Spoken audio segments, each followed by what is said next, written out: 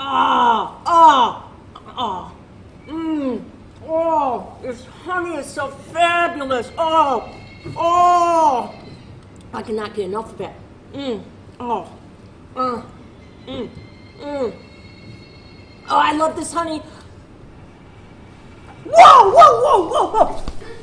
I think this means it's going to be another exciting segment of Wild Outdoor Adventures with Ranger Carol and the honey and who knows what else. So stay with us.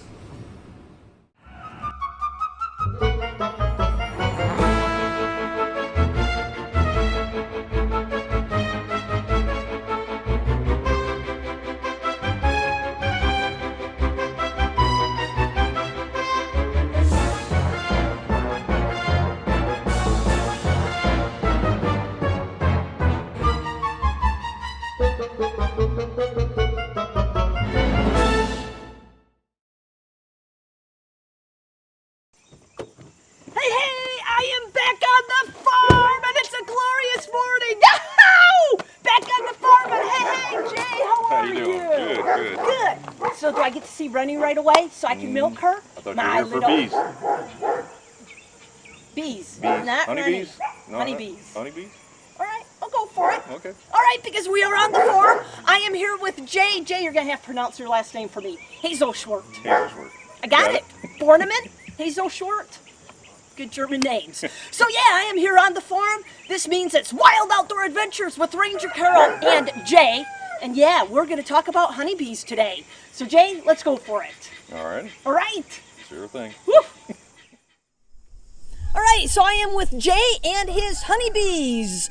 And Jay, you've already strategically put me in the back of your hives, and you've already given me some good advice that should I get stung to immediately cover it up, so thank you for that advice. Hopefully I won't have to do any of that because I may be running.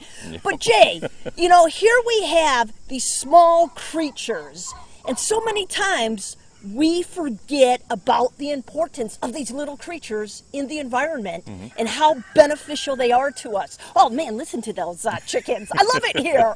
Oh! So, and I better not move so much, eh? But anyhow, Jay, we're here with the honeybees. Who cares anyhow? Everybody should care. I mean, they're very important to the structure of the earth. They provide, Ben Franklin said, 3 out of 4 mouthfuls. Because they don't just, you know, they're not good just for the apples, pears, and things that they directly pollinate. They also pollinate the clover that the beef cattle eat. And so the beef industry relies on that. Hay farmers rely on that. They pollinate a lot of things, corn, everything else. So when you really think about it, I love that quote. And again, Benjamin Franklin said 3 out of every 4 mouthfuls. Wow, that is a mouthful. But yeah, it is really important because so many times if people are walking in the woods and if there's something that people are scared of, such as snakes or honeybees, you'll immediately see them trying to kill that creature. And the moment we do that, man, it has detrimental effects. So bees are very, very beneficial in terms of their pollinating qualities. And man, talk about an important job that the bees have. Oh, yeah. Wow. Yeah, that's amazing. So what got you into beekeeping in the first place? A friend of mine at work, and he was going to get into bees. He wanted somebody to, you know, kind of be a volunteer or a test subject, I guess. All right. And I told him no, because the reason I don't like summer is stinging insects. Stinging! That's where he explained that bees only sting in defense, where a wasp will sting you over and over. All right. Bees have barbs on their stingers, so once they sting you one time, they die. Wasps don't, so they'll sting you over and over and over, and they'll fly off and they'll be fine. The honeybee, though, when they do sting you, it pulls out their intestines and it lets off a pheromone, so the other honeybees will know where to hit. So that's why I told you to cover it up. Right. They do that so that, you know, it's not a wasted effort for all the bees to go out. There are guard bees. When they get to a certain stage of their life, just before they go out and become field bees, there are guard bees. They will guard the hive. So they like to sting you to get you away from the hive. If there's anything that you're trying to do that they think is wrong, they're going to let you know. And that's why we're standing behind, because we're standing in front, we're in their flight pattern. They will sting you to move you out of their way. The bees will teach you. All right, so this is really funky. I mean, this is really funky. So you tell me that when we're stung by a honeybee, because of that barb, they actually pull their own intestines out? Yep. Their own guts out? Oh, yeah. Really? They will sacrifice themselves for the good of the colony. Wow. And then, just as you're starting to describe to us the honeybee colony, it is a highly organized, a highly structured society. Oh, yes. Whoa. There's only one queen. She rules. If she's happy, everybody's happy. If she's mad, the whole hive gets mad. All right, so you got that? The queen is happy, everybody's happy. We're going to stick with that thought right now. Okay. Wow. All right, so Jay, so far so good. I've not had to cover my hand or my arm from being bitten or stung, so very good. All right, we're talking about communities, hierarchy, all that great stuff. So let's talk about the makeup of the hive. Okay. There's one queen. One queen. She lays all the eggs. She can determine if it's male or female. And does she know? So, what, she has a role in determining whether it's male or female, or she just knows? She knows if she wants more males, if she's going to split the hive or swarm. All right. She'll need some drones to impregnate the virgin queen that she is going to hatch. She lays about 8 to 10 cells.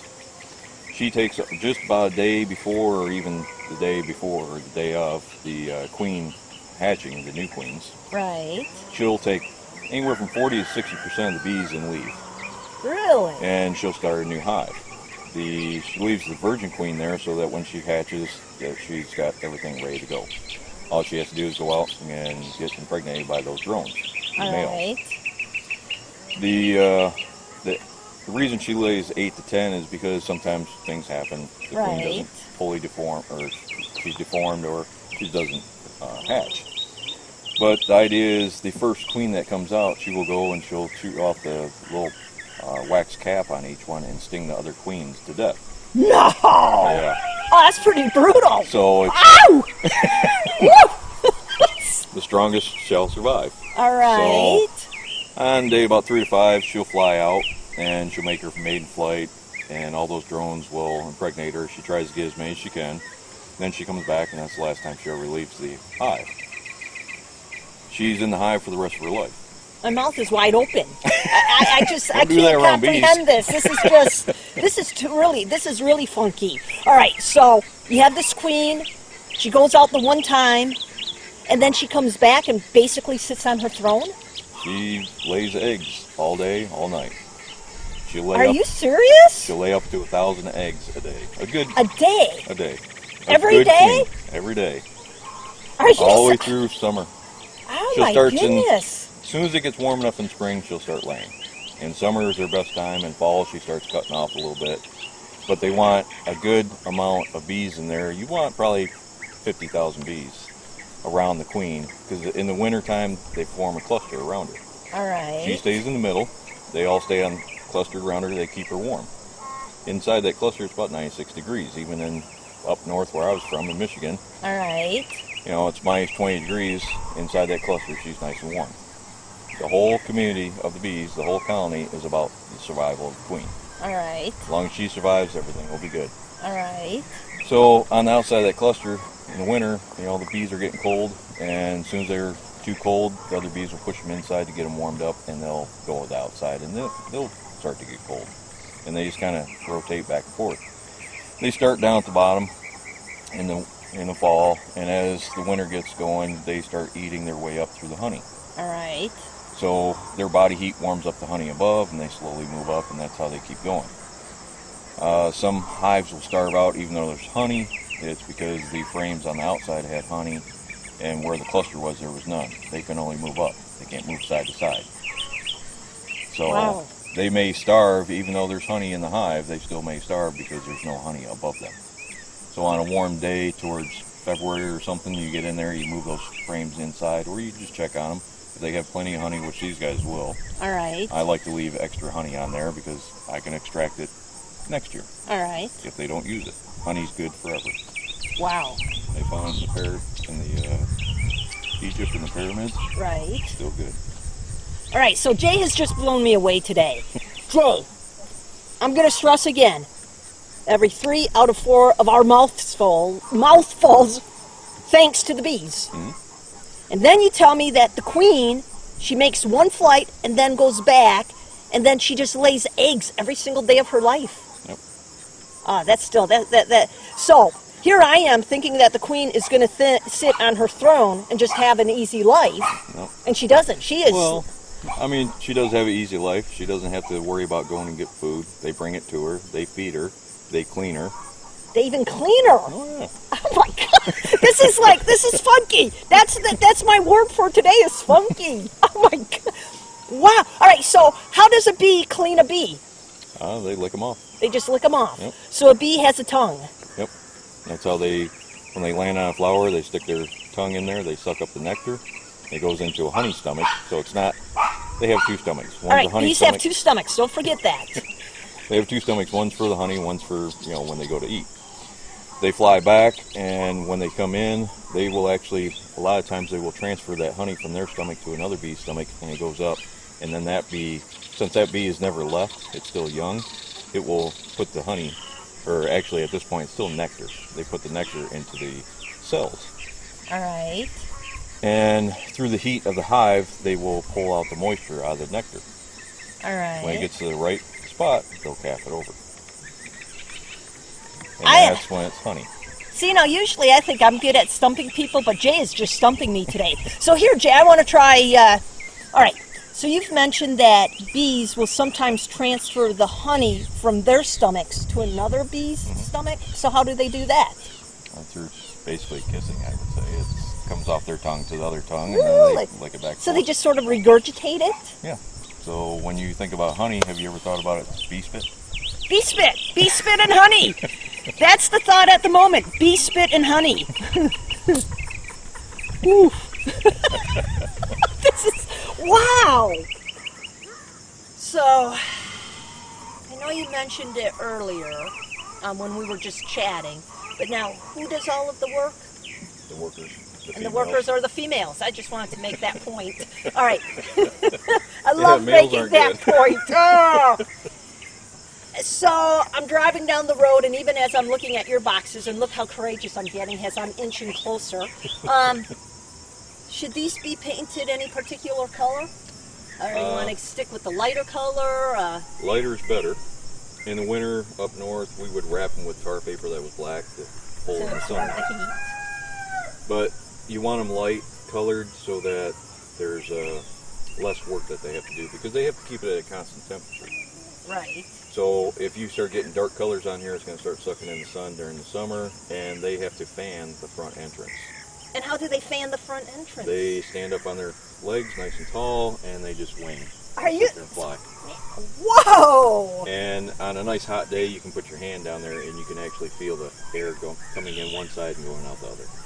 Oh, man. So we're looking at this very, very small insect. And for some people, they could care less about them. And some people just hate them, and they'll kill them. And yet, as we've been chatting right now, you are really showcasing how this insect is really a very, very intelligent, highly socialized, and again, very beneficial to society. The simple, the lonely honeybee. Thumbs up! Whoa. All right, so, Jay, Yes? I'm a very trusting human being. I trust you. Uh-oh. You are covered. Your arms are covered. Here I am bare.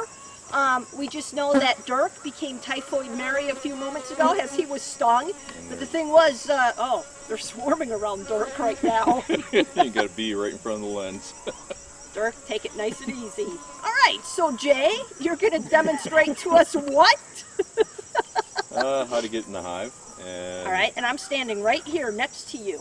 you might want to back up a little bit. All right. The reason you can get in there without gloves, Right. but since there's not a honey flow going on, there's not a lot of honey or nectar coming in, they can get very irritated with what they have. Look at that, and see, they're as calm as can be. Is that fun? Calm as can be. Yeah, that is calm as can be. Did everybody catch that? This is funky, because that's my term for the day. Look at this. Now they might get a little mad when I pull this out. So. All right. So I'm stepping back a bit. Yeah, pretty good idea. All right, thank you.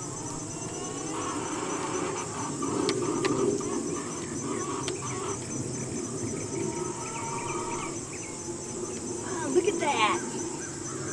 Wow. Now there's the honey. See how they're getting a little agitated? Right. But I've opened up some of the honey. That's why it's glistening. All right. This one is all honey. Now there's a much better side to it. That's a little bit more, that's more what a beekeeper wants, is that nice straight across. Right. Here, sometimes they're bad architects. All right. And they kind of go in and out. But then again, this is awfully heavy. Would you like to hold it? Am I going to get stung? No, if you move slowly. All right, I'm going to go for it. All right. My heart is not pounding. There's a bee on my finger, and I'm not panicking at all. All right, I got it. Oh, yeah. Wow, that is. And look at this. This is the picture I want. This I want to be my Christmas card picture. This is amazing. So again, you know, it also goes to show, you know, you mentioned before that if you don't disturb things in nature, Yeah.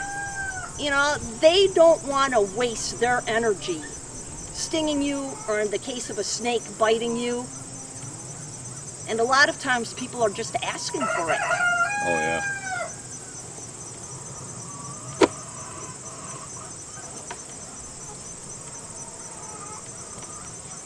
And what I like to do is I like to slowly set them down. Some beekeepers will they're trying to get through these real quick. Right. And they start smashing things around, and that's when they start getting stung.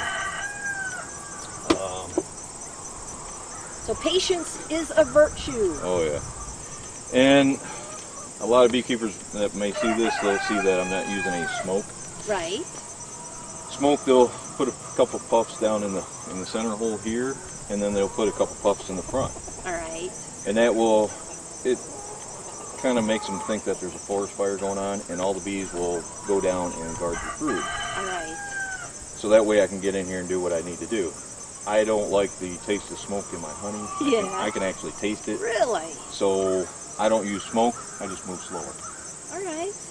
And some of my friends think I'm crazy because these are considered Russians and German bees. There's different types of bees. All right. The Russians and Germans are very defensive. All right. They're not as bad as the Africanized bee, Right. but they're defensive, but they make a lot of honey. Versus the Italians and Corollas, they're much more docile. It's great for a new beekeeper because they're not going to get stung as much, but they don't make as much honey. Wow. And then Jay, you were also mentioning that bees are colorblind, right? Yeah. Well, Or not? to some extent, they can see some colors they can't. Like if there was a completely green hive and completely yellow hive, if you like John Deere, Right. it's the same color for them All as right. an orange hive. It All could be a right. Kubota or it could be a John Deere, they don't care. All right. But they see symbols much better, so if you want to help the bees find their way back to the hive much easier, you can put a triangle on one, a circle on another, a square on another, and even the circle, you can just paint the circle on one and you can fill in the circle on another, and they can see the difference in that. See, it just again shows how intelligent the bee is. Ah, amazing! Amazing that I've not been stung. Well, that's good. I know, it's really good. Wow. And Jay, shortly we're going to talk about the dance of the honeybee. You said you were going to perform it for us. No, I did not. We may try, Nice though. try.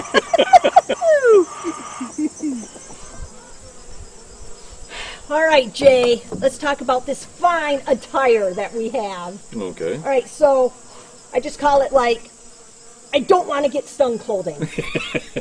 That's a good word. But are there technical terms for any of these things? Well, you got gloves. The gloves, and I see that these gloves are really nice because going way up to protect your forearm.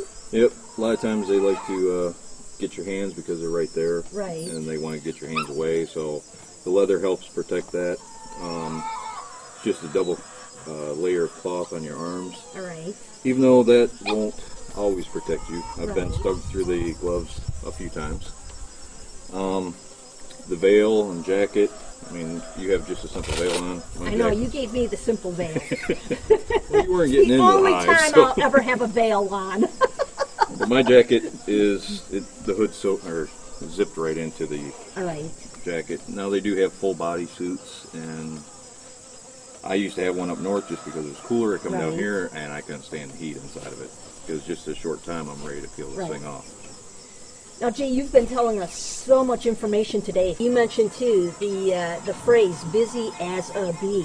Yes. That is absolutely true. They never stop working. No, day or night, they're in there. Out during the day, the field bees will be collecting nectar. During the day, inside the hive, they're cleaning the cells so the queen can lay more brood. They're taking out dead bees. They're guarding it. Excuse me. And they're doing everything that they need to do to keep that hive healthy and going. And like I also mentioned the honeybee dance. Right. Which you're still going to perform. No. I'm trying. It's a lot of butt shaking. But the bees orientate themselves to the sun. All right. So their first time coming outside the hive, they will actually do an orientation flight. And it's basically, you can see, I wish they would have done it today for you, but it's a little late in the year. Right. But like when she lays 1,000 eggs a day, you get a bunch of bees coming out at once. Right. Well, they come out and they do an orientation flight, and there'll be just a couple hundred bees in front of the hive just flying all over. And what they're doing is they're orientating themselves to the sun and to their hive. All right. Because they won't fly to another hive.